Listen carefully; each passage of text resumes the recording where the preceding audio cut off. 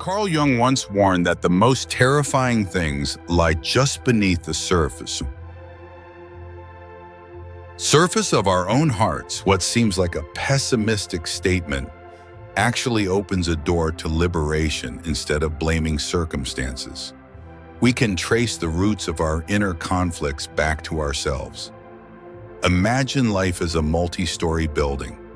The dark basement is our shadow, the place we hide anger, envy, or deep-seated shame. Even if it's locked away with the heavy padlock of denial, that basement hums with a dull echo that still reverberates through the upper floors where we live, love, and make choices.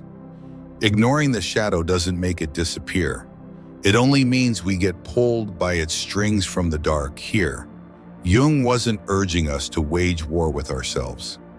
He was inviting us into a dialogue. Through that conversation, the shadow can be transformed into a creative force, just like compressed coal becomes a diamond. This process of transformation is called individuation, a lifelong journey of reintegrating the fragmented parts of the self so that we can finally stand as whole human beings, not censored versions of ourselves, shaped by fear and societal norms. To fully grasp the importance of individuation, we need to zoom out and see the bigger picture, Jung called the collective unconscious. He envisioned it as a vast ocean filled with the memories, myths, and experiences of all humanity drifting over millions of years. Each of us, when born, carries a few drops of that great sea within our soul. These special drops crystallize into archetypes, universal templates like the hero, the mother, the trickster. That's why whether you live in Bangkok, Berlin, or Bogota, you're still moved by the journeys of Frodo Neo or the Monkey King. They touch a psychological chord programmed deep within us. But here lies a paradox. We think we're making personal choices, when often we're just harmonizing with the choir of unconscious voices. Jung didn't imply we're powerless.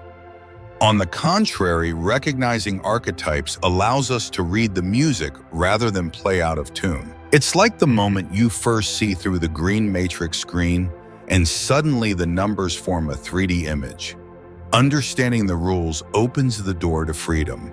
One of the most powerful keys to unlocking the unconscious is the dream.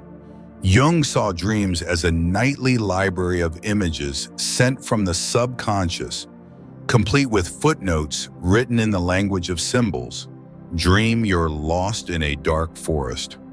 Maybe you're avoiding buried emotions. Dream your teeth are falling out. Perhaps your outer self is collapsing to make way for a stronger internal structure. Recording and decoding your dreams paired with daytime self-reflection creates a personal map that helps you navigate the foggy terrain of the unconscious without getting lost. But the journey is far from comfortable. When you open the basement door, the musty smell rises up. Facing your shadow means touching shame, fear, even guilt. So society and we ourselves often choose to shut the door, spray air freshener, and keep playing our pleasant roles. But the cost is fragmentation. You're both the brilliant director on stage and the child silently crying backstage. Jung called this the persona. Wear it too long and you forget your real face and exhaust yourself trying to keep the mask from falling off. At this point, many ask, is it really necessary to dig into the darkness when life is already complicated enough? Jung would say that even if you don't dig, the darkness will rise through destructive behavior, sudden rage, compulsive shopping, inexplicable depression.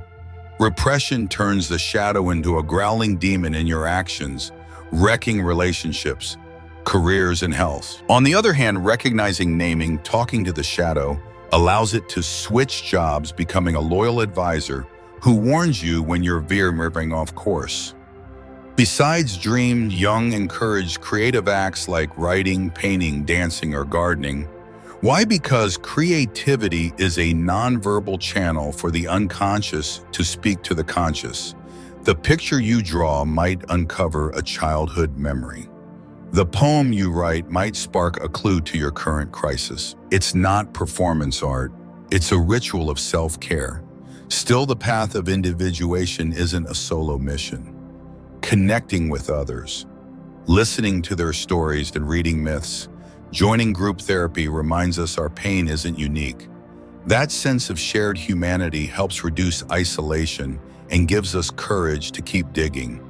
In an age of distraction, social media, climate crisis, disconnection, Jung's wisdom becomes a kind of spiritual compass, guiding us back to center. By now, it's clear that balancing light and shadow isn't about a neat 50-50 split.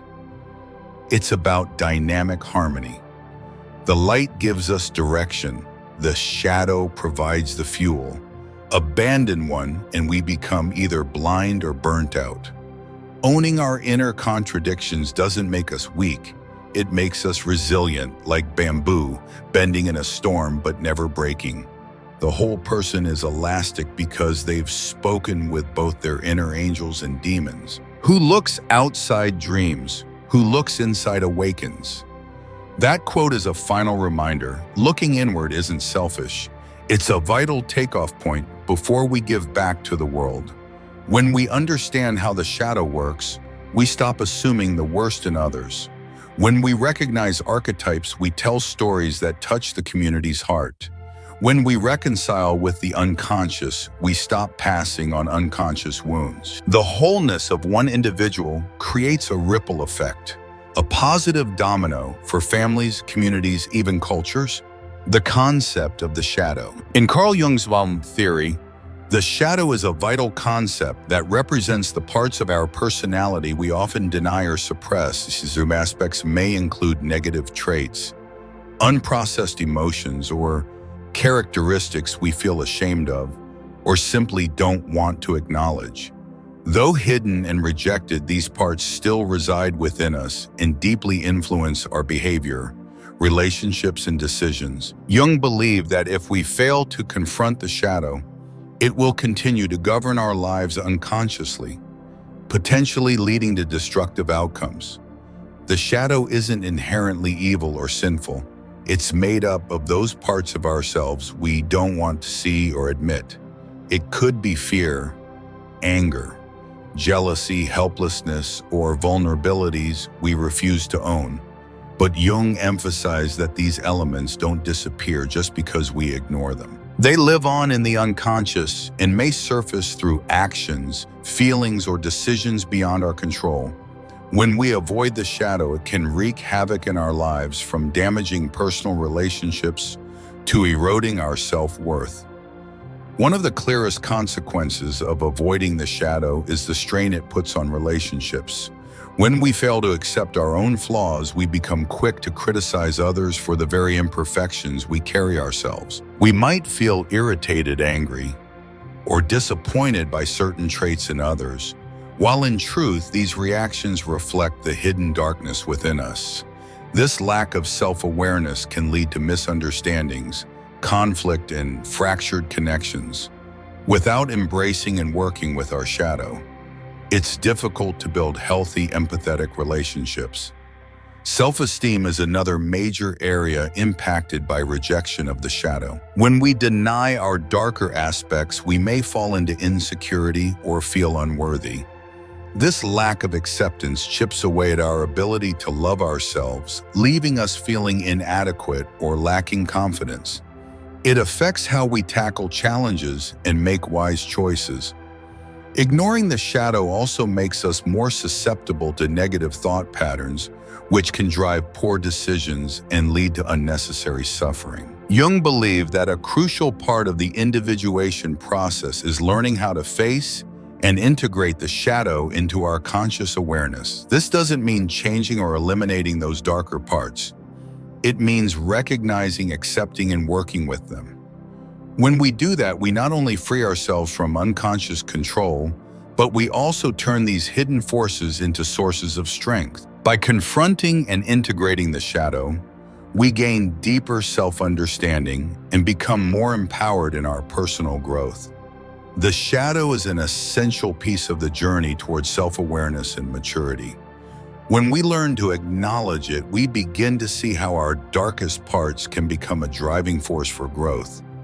These suppressed aspects may fuel creativity, resilience, and a deeper sense of empathy for both ourselves and others. Jung believed that integrating the shadow is a key step toward wholeness, as it allows us to accept every part of who we are, both light and dark, so we can become a complete, fully realized human being.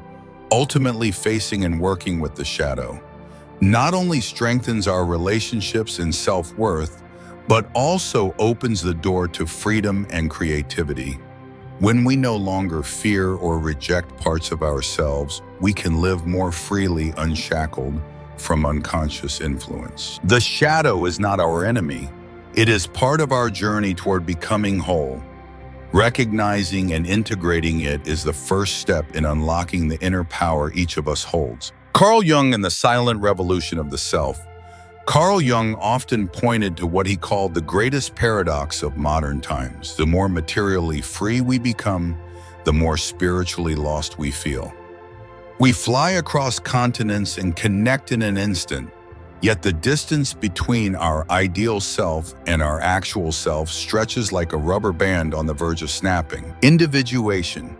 The journey of integrating both our light and dark sides thus becomes a silent revolution, one without banners or grandstands, where even a dust-like thought can shift the color of tomorrow's sky. Jung asserted, "The world changes when the individual changes." So once we've shone a light into our shadows, made peace with our repressed parts, and learned the rhythm of advance and retreat, the remaining question becomes, where do we go from here? The first step is voluntarily removing the persona. The mass society praises the ever-confident CEO, the ever-sacrificing mother, the clown who's never allowed to be silent. Jung never condemned the mask itself. It allows us to function and communicate, but warned that forgetting it's a role turns it into a prison. Thus, we need an inner retreat, a space where we can recognize the role we're playing, switch characters, or step off stage without our ego collapsing.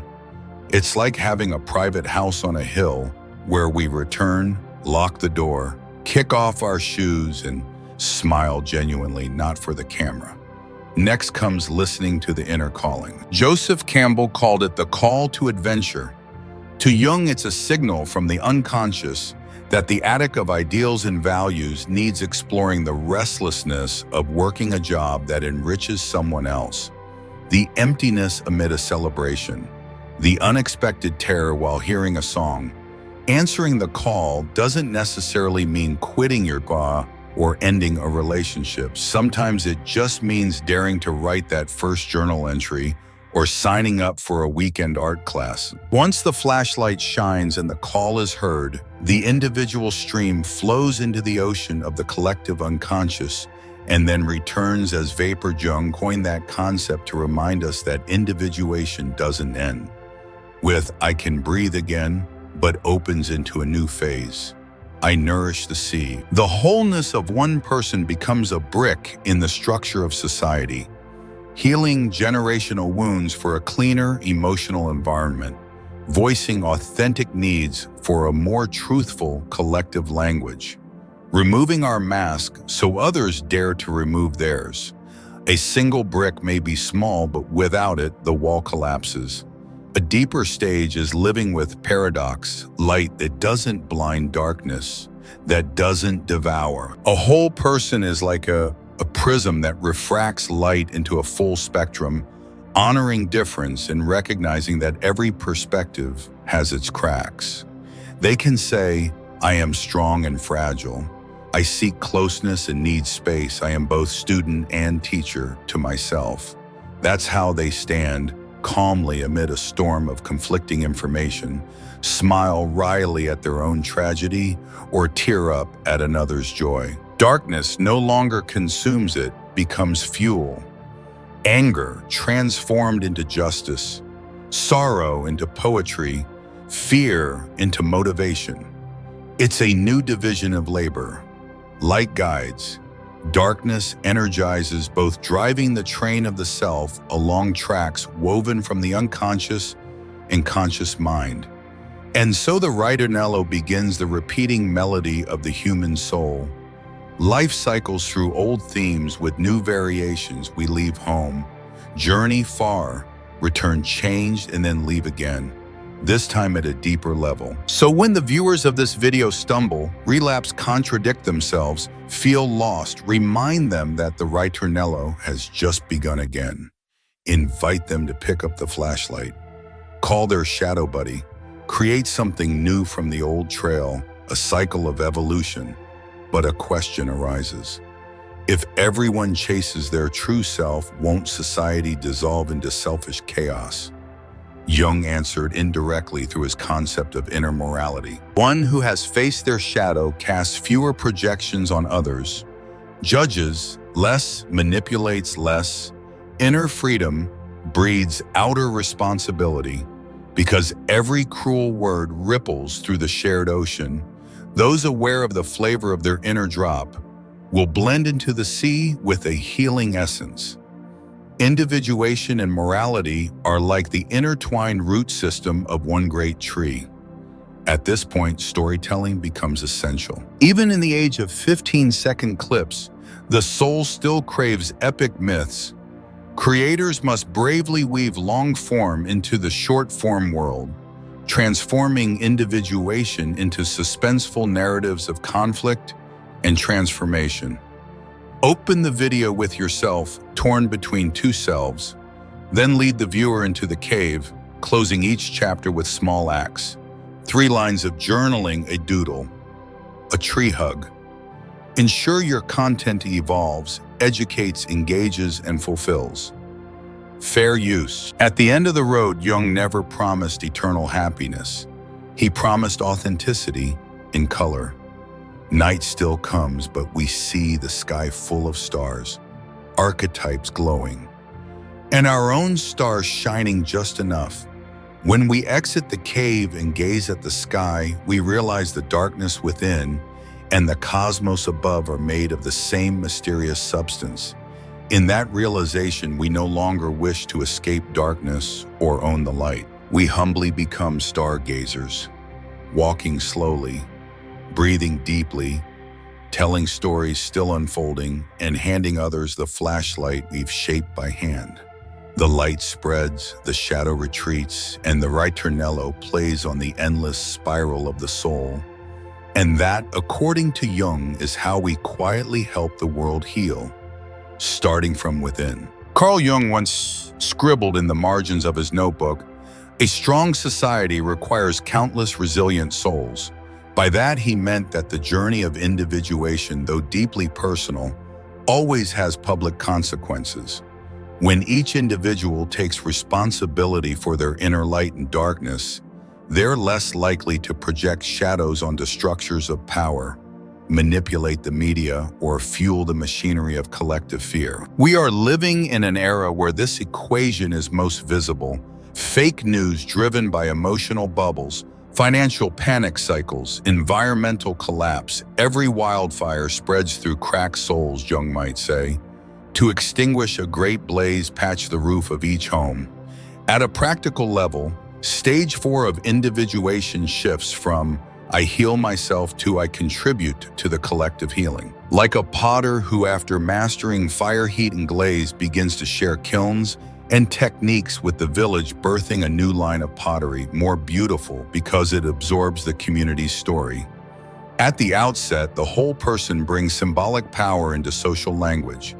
They tell the story of fake news as a collective shadow, craving drama, and encourage communities to practice a slow moment before sharing. They compare the climate crisis to a rising water dream and invite the world to read the Earth's metaphor. Integrate the shadow of overconsumption. Through such storytelling, these issues become more than data or formulas. They become human narratives which are more likely to stir genuine change. But contribution to the collective isn't only in words. Jung hinted at the need for social rituals to complement the micro-rituals of the individual. Imagine a city establishing a silent thought day. Each month, billboard lights off, internet slowed. Citizens encouraged to write 3 journal lines, doodle or dance freely in a public square. That's individuation coded into urban design. Or a company replacing traditional KPI evaluations with shadow-light dialogues where employees share blind spots and managers respond with their own vulnerabilities. It's less flashy, but it unblocks trapped energy and prevents breakdowns down the line. These ideas may sound dreamy, yet Jung foresaw a future in which psychology would borrow from mythology to shape policy. When we recognize the hero-betrayer archetype at play, in every campaign we can craft media programs that reduce black and white thinking and increase compassionate nuance. Still contributing to the collective tapestry doesn't mean endless hustle. Those who spiral deep into stage 4 learn the sacred rhythm of returning to silence like breath. Amid social work, they maintain sacred retreats, inner Sabbaths, perhaps a 24-hour internet detox, a solo mountain hike, or a quiet tea under the porch rain. Jung believed that this emptiness is where fresh unconscious insight seeps in and creative energy is replenished. Without it, the healer becomes a weary savior, projecting burnout, shadows back into the world, a vicious cycle. So stage 4 emphasizes to serve the collective does not mean to sacrifice the self. It's a pulse like a heart pumping blood, inhaling to fill, exhaling to nourish. Only by sustaining that pulse can individuation bear lasting fruit. Now we reach the question of legacy. Once we've radiated outward, how do we ensure that the seeds of individuation keep growing after we're gone? Jung loved the metaphor of the oak tree. It sheds its leaves, which decay into mulch, nourishing future saplings. Similarly, stories, videos, letters, or humble sustainable projects become knowledge mulch. Today's content creators can attach detailed transcripts, free practice guides, or open APIs. These are the oak leaves for those who follow. Even public failures, a flopped video series, a stalled community project, if reflected upon, openly become rich. Soil's successors reading them will find a mirror of light and shadow and learn how to stand up without shame. There's another often forgotten aspect: beauty. Though a scientist, Jung often drew vibrant mandalas, he implied that full individuation blossoms through aesthetics, sound, color, motion. Stage 4 invites the audience to co-create beautiful spaces in workplaces, schools, parks. A gray brick wall can become a mural of the ritornello spiral. An old library corner can hang a mandala drawn by students about the light and dark in their lives. When beauty seeps in, the collective unconscious gets dosed with hope vitamins. Social darkness loses its stale smell. This artistic thread fully meets fair use standards, not copying original works, but sparking new ones inspired by Jung's own structure. Finally, stage 4 closes with a cosmic image. If stage 3 ended with stargazing, now we zoom the Hubble telescope toward a nebula, a cloud of dust and gas, both dying and birthing. A giant star's death creates the heavy elements that cradle new planets. Individuation follows the same path. The old ego must dissolve so that new atoms can form the next reality for both self and society. Without this symbolic death, we're trapped between eras, having left one shore, but too afraid to land on the next, birthing a crisis of liminality. Jung reminds us, allow the inner galaxy to erupt. Let the heavy metals of experience drop and gestate a different civilization. If each of us lights a flashlight, it aligns our compass, secures the lifeline, repeats the ritornello, contributes to the collective, returns to silence, nurtures beauty. Then the social nebula may contract and expand in harmony, dying and birthing without explosive chaos. And that perhaps is Jung's greatest legacy. A flexible blueprint for spiritual society where personal nightmares become ingredients for shared dreams, where each small shadow helps shape the cosmic canvas. Carrying one deceptively simple truth: the world is a mirror of our consciousness, and consciousness is the forge of the world. When daylight recedes into the background and consciousness begins to withdraw from the center stage, the human mind enters another realm, the world of dreams. This is a domain that defies linear logic, unconstrained by time or order. Instead, it unfolds like a moving tapestry of symbols, an ancient language that Carl Jung called the language of the soul. He did not see dreams as the chaotic residue of daytime thoughts, but rather as letters written by the unconscious and sent to the conscious mind with a clear purpose to remind, to heal, and at times to warn. Dreams, according to Jung, are whispers of the deep self, the only medium subtle enough to lead us toward the parts of ourselves we've rejected, the parts we know as the shadow. Unlike Freud, who emphasizes the repression of desire, Jung viewed dreams as a psychological, self-regulating mechanism. If during the day we suppress fear, the dream might become a wolf stalking us in the woods. If we bury emotions under the weight of work, we might dream of standing by the sea waves, lapping at feet heavy with confusion. These images are not meant to scare us, but to restore balance to what the waking mind has ignored. They are mirrors of the inner world, even if the mirror is smoky or cracked. The symbolic structure of dreams is often not personal, but collective. A snake in your dream isn't just a private fear. It is a timeless emblem of transformation and rebirth.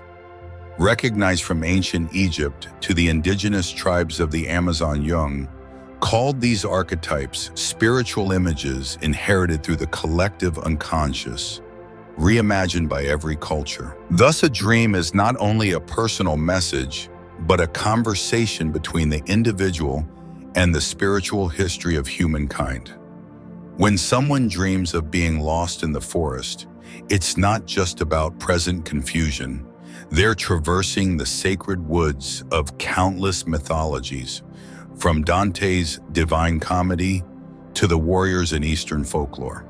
The power of a dream lies in this. It does not speak directly. It hints, it pushes you to dig deeper, to question. In a world addicted to instant answers, dreams extend an invitation to patience. A young woman dreams of holding a crying newborn. That doesn't immediately mean she's about to have a child. It may instead be a whisper that an immature part of her psyche is crying out for care. If she takes the time to sit with it, write it down, feel into the emotions, she may understand and begin a healing journey. Jung once said, "Dreams do not deceive. They merely long to be heard." And listening to dreams, in his view, is the art of inner dialogue. Keeping a dream journal each morning isn't just about memory. It's about conversing with a deeper layer of self. When a symbol repeats a white horse, a locked room, a collapsed bridge, it's the unconscious underlining something forgotten or yearning to be released. Many people dream of flying. That feeling of freedom is a sign that their mind seeks escape from a stifling job, a dead relationship, or a belief system that's outgrown its use. Symbols don't speak in plain language, but if you're attuned, you'll understand. Jung encouraged everyone to interpret their own dreams, for only they hold the key to their inner world.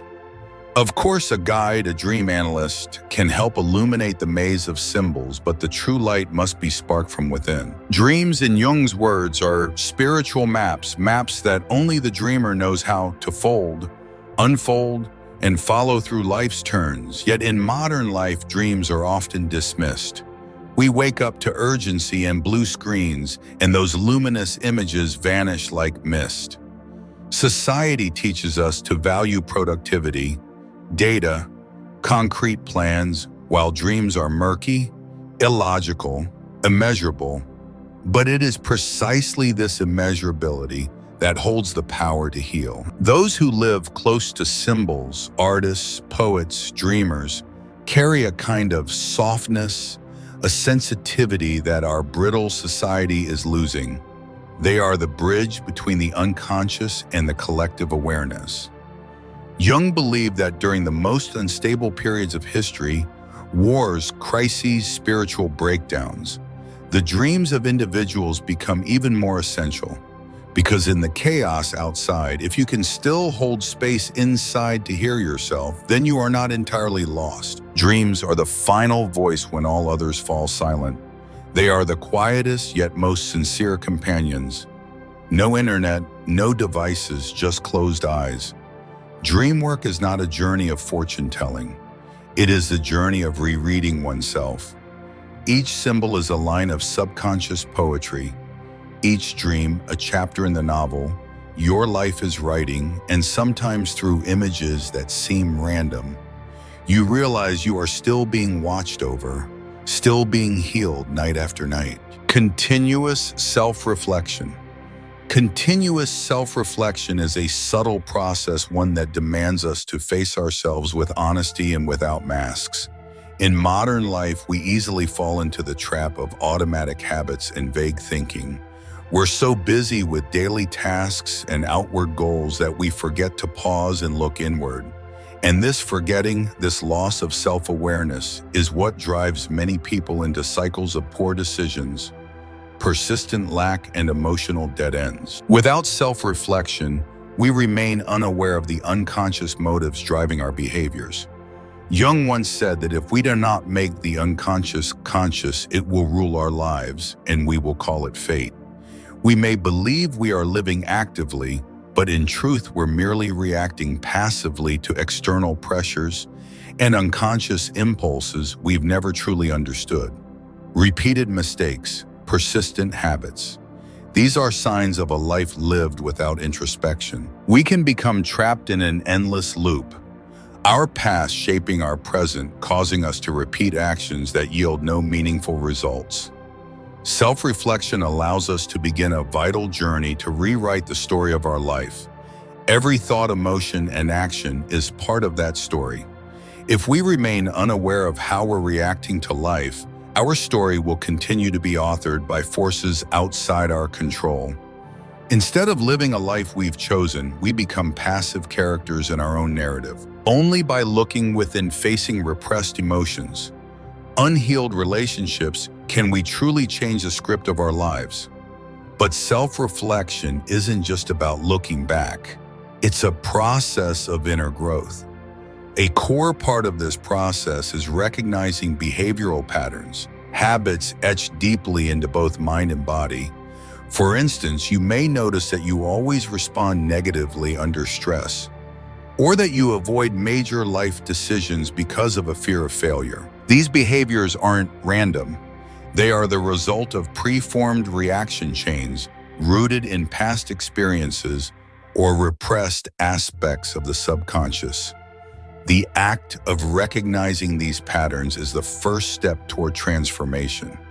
In this way, self-reflection not only shows us what's holding us back, it opens a doorway to change. It requires a deep commitment to the self because we must summon the courage to face the shadows within. The shadow, those disowned, unintegrated parts of the psyche, is rarely easy to embrace, yet only by accepting and working with them instead of denying them can we achieve genuine psychological maturity. Continuous reflection is not something completed in a day. It's a lifelong journey. It's like rewriting a story that once seemed already written. Each day we get to add a new chapter, revise old plot lines to make the story richer and more self-directed. Without reflection, our story may fall into the repetitive rhythms of old habits devoid of growth. But when we begin to rewrite our life story, every chapter holds new steps forward, conscious, meaningful choices that make our lives more vibrant, more intentional. That's why the act of self-inquiry and reflection is so essential.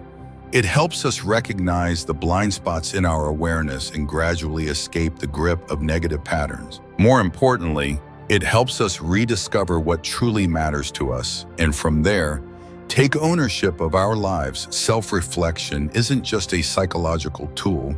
It's a means of becoming the true author of our life story, crafting chapters full of freedom and creativity. In every moment of true reflection, we begin to see that we are in fact the ones holding the pen. We are the ones who choose the path forward. Harnessing the shadow for growth. Every person carries within them a shadow, those hidden aspects, thoughts and emotions we'd rather not face. The shadow isn't something evil. It's a natural part of being human. The concealed corners of our psyche that we often avoid. Yet as Carl Jung proposed, these very parts are reservoirs of untapped power, if we are brave enough to face and work with them. Rather than letting the shadow passively control us, pushing us into poor decisions or destructive behavior, confronting it can transform it into an active source of strength, leading us toward a more meaningful and evolving life. When we fail to acknowledge or outright reject our shadow, it begins to unconsciously dominate our lives. Jung explained that the parts of ourselves we do not integrate will seek expression through our behaviors and choices, often in negative patterns that we can't quite explain. Repressed anger may erupt in disproportionate reactions over trivial matters. Unresolved fears can cause us to shrink away from opportunities, leading to missed relationships and lost potential. This is when the shadow rules our lives, making us victims of ourselves rather than creators of our own reality. But when we begin to face the shadow, when we pause to observe our discomfort, our negative thoughts, and the disowned parts of who we are, something remarkable begins to happen. Facing the shadow isn't a battle, but rather a journey of integration. It's the process of recognizing and accepting our inner incompleteness. At that point, the shadow no longer acts as an opposing force, but instead becomes a crucial ally in our personal development. It shifts from being a threat into a resource, a source of clarity and power that enables us to make wiser, more intentional choices in life. A classic example is how we handle anger. Anger is a powerful emotion, and when unacknowledged or misdirected, it can lead to destructive outbursts that harm ourselves and those around us. But if we can recognize and understand the deeper roots of our anger, perhaps a sense of injustice, violation, or pain, we can begin to channel that energy constructively. Anger, when acknowledged and used consciously, becomes a force for protection, for standing up for ourselves, for fighting for what is right, and for driving meaningful change in our lives. Like anger, fear, anxiety, and even feelings of inadequacy are all parts of the shadow we tend to avoid. Yet when we embrace these emotions instead of denying them, they become valuable signals from within. Each time fear arises, we can ask ourselves, what am I afraid of? Why do I feel this way? Is there a past experience behind this fear? These questions lead to profound insights, helping us discover the inner resources we need to move beyond fear's grip, rather than letting it steer our lives from the shadows. Tapping into the shadow doesn't just help us mature, it makes us more whole. The shadow, with all its complexity and ambiguity, carries powerful lessons. It is the birthplace of creativity because it compels us to find new answers, to step outside of the conventional. In the darkness, we often find the light of truth. Each time we confront the shadow within, we uncover not only hidden facets of who we are, but also opportunities to develop new qualities. Resilience, courage, the ability to face hardship, and a deeper understanding of life itself. In embracing the shadow, we also learn to face the shadows of others. When we understand and accept our own darkness, we become more compassionate and accepting of the darkness in those around us. This creates harmony in relationships, allowing us to connect with others authentically without being bound by unrealistic expectations or the burden of unspoken emotional pain. The journey of harnessing the shadow demands patience and a long-term commitment. It doesn't mean we become perfect. It means we become whole. It means we no longer run from or reject our inner flaws, but learn to live in balance with them. When the shadow becomes an integrated part of the self, it's no longer frightening. Instead, it becomes a powerful tool for creating meaningful change in our lives. On that journey, we not only grow individually, we help our communities grow too. A person who understands and works with their shadow is someone who can guide others in doing the same. Only when we all dare to face and harness our shadows can we truly live full, rich, and meaningful lives, connecting personal experience to the collective. One of the profound insights Carl Jung uncovered in his psychological theories is the deep connection between personal experience and the collective. No matter how isolated one might feel in life, no human being is ever truly separate from those around them.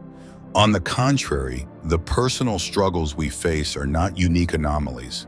They are reflections of the shared condition of humanity. When we become aware of this, the feelings of isolation, loneliness, or helplessness that often accompany hardship begin to dissolve because we realize that we are not the only ones facing these trials. The difficulties each individual encounters, be it emotional turmoil, personal failures, or psychological distress, are not confined to their private world. In truth, these experiences mirror the very real, widespread challenges that countless others also endure. Every individual is part of a larger whole, and personal challenges are not signs of weakness or special misfortune, but elements of a common human journey.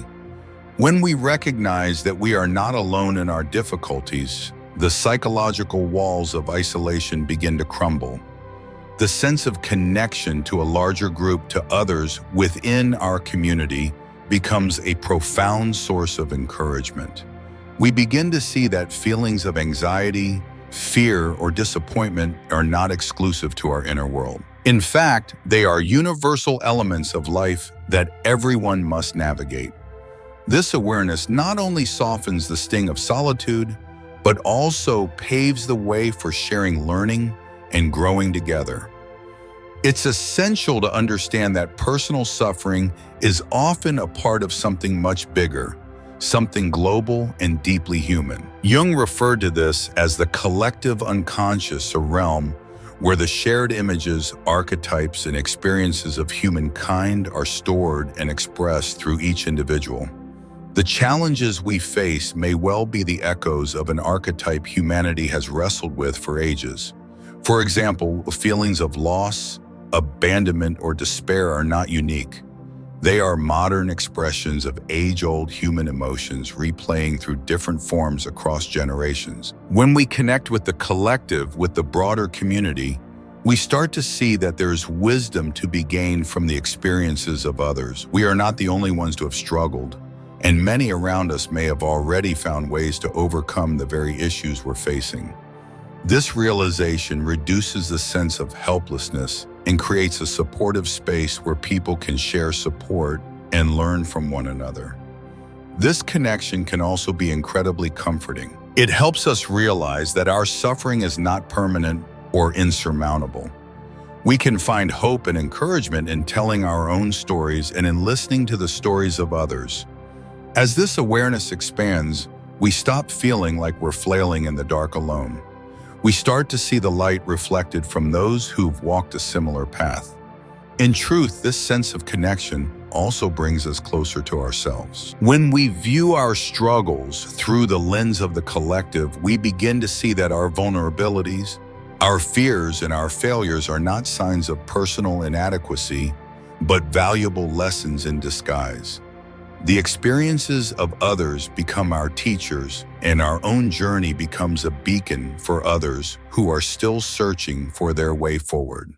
This understanding is especially vital in building relationships. When we open up about our deepest feelings and face our personal difficulties, we invite others to truly see us and to connect with us on a meaningful level.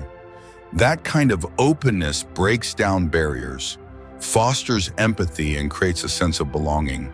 By seeing ourselves in the stories of others, we learn how to be more compassionate and loving.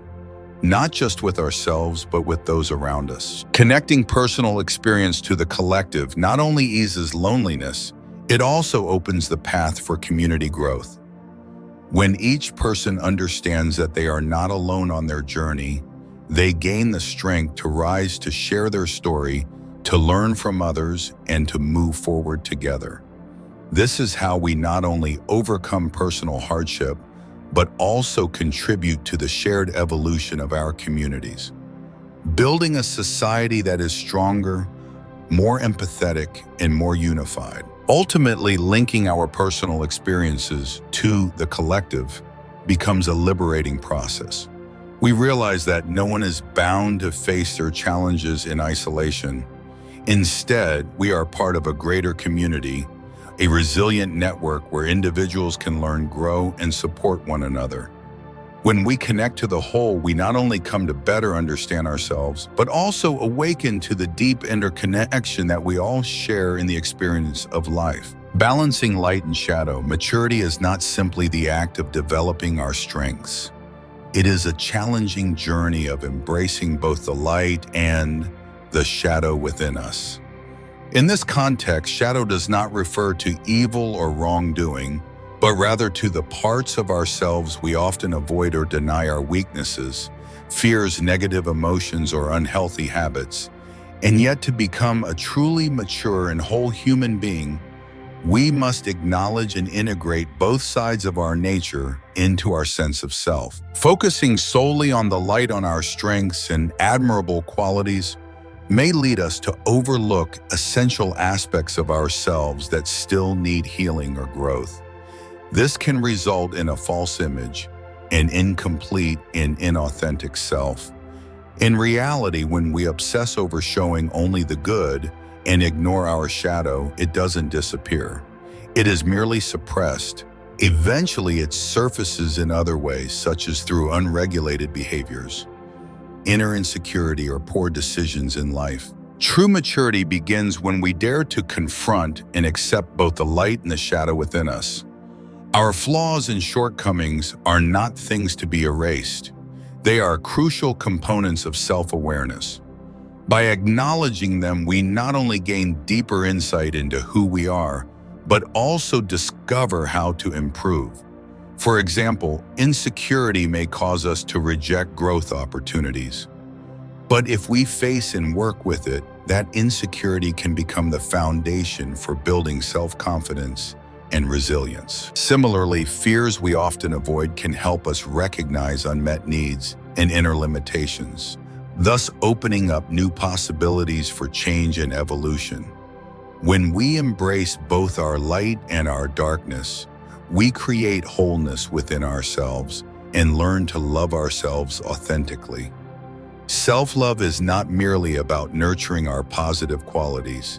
It is also about understanding and accepting our imperfections. This integration fosters a deep sense of safety within because we no longer feel the need to hide any part of who we are. When we can love ourselves in both our perfection and our flaws, we develop profound self-acceptance, one that allows us to live more freely and fully. Balancing light and shadow is also key to forming healthy relationships. When we can accept both our strengths and weaknesses, we become more empathetic and understanding toward the imperfections in others. This reduces our tendency to judge and allows us to connect with people on a deeper level. Such understanding strengthens our relationships, cultivating more compassion and love throughout society. Maturity is an ongoing journey of learning and growth, and we cannot skip any part of ourselves along the way. When we live in truth, acknowledging that both light and shadow are essential to our development, we begin to uncover strength within the very darkness we once rejected. By integrating these aspects of our being, we not only become stronger, but we also set the stage for positive transformation, building a brighter future for ourselves and those around us. This awareness of the balance between light and shadow is also a powerful tool when facing personal crises. When we understand that life's challenges are not just obstacles, but opportunities for growth, we become more resilient in overcoming them. Difficult times are precisely the moments when we are called to acknowledge and engage with our inner darkness, transforming it into the strength needed to push through adversity and emerge evolved. Ultimately, integrating light and shadow into a whole self is the key to becoming a complete human being. A person who can accept both their beauty and their flaws lives more freely, no longer bound by societal pressures or unrealistic expectations. This wholeness leads to true inner peace and a meaningful life, not a perfect one, but a life that is rich, full, and deeply authentic. Meaning in the chaos of modern life. In today's world, where everything seems to be in constant flux and under relentless pressure, finding meaning and balance has become a significant challenge.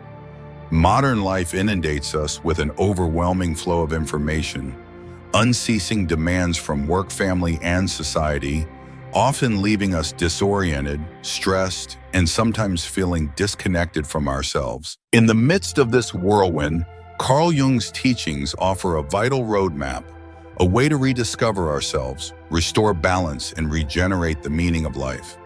Jung believed that in times of crisis and chaos, people tend to become estranged from themselves.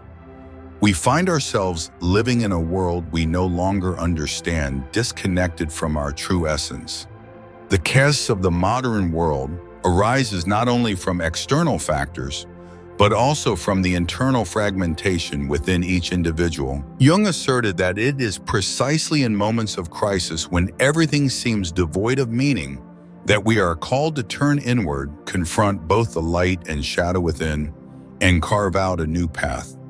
His insights on the personal and collective unconscious serve as the keys to reconnecting with the deepest layers of our psyche, where archetypes, suppressed experiences, and buried emotions reside. The personal unconscious holds the memories, emotions, and beliefs we've accumulated through life, while the collective unconscious carries the shared archetypes of humanity, spiritual and cultural patterns common to all. When we lack awareness of these parts of ourselves, we drift aimlessly, living in narratives that we do not consciously shape. Jung believed that engaging with these unconscious realms helps restore equilibrium. Rather than fleeing from negative emotions, fears, or insecurities, he encouraged us to face them, understand them, and integrate them into our conscious life. This process fosters not only greater self-awareness, but also empowers us to become active authors of our own story rather than passive participants in life's unfolding. In this modern age where instability and stress are the norm, reclaiming meaning is no easy feat. Yet Jung believed that within this very chaos lies the seed of opportunity for transformation. In confronting hardship, we may find creativity, insight, and a stronger sense of identity. He emphasized that instead of seeking escape from the pressures of life, we must learn to face them head-on. Understanding that these trials can lead us to greater maturity. Jung also highlighted that meaning is not something found outside of us. It emerges from within. Through self-reflection and deep understanding of ourselves, we begin to see that life holds meaning, even in its imperfections. Moments of confusion or hardship can be catalysts for growth and a renewed perspective on the world. This journey requires the courage to face the unknown, to uncover truths we may have long denied or overlooked. For those living in today's turbulent world, Jung's teachings are a powerful reminder amidst all the disorder, we can still find balance and meaning. By returning to ourselves, understanding the darker corners of our psyche, and reconnecting with our inner values, we can live a more fulfilled life. When we no longer fear our own darkness but choose to confront and integrate it, we tap into a wellspring of resilience and inner power. Ultimately, Jung emphasized that in the chaos of modern existence, it is through finding meaning in difficulty, through personal and collective experience, that we build a life not merely endured but one truly lived. Each step on this path becomes a part of an enriching journey full of learning and evolution. As we come to accept all parts of ourselves and recognize the shared human values that unite us, we not only reshape our own lives, but also contribute to the collective growth and transformation of our society.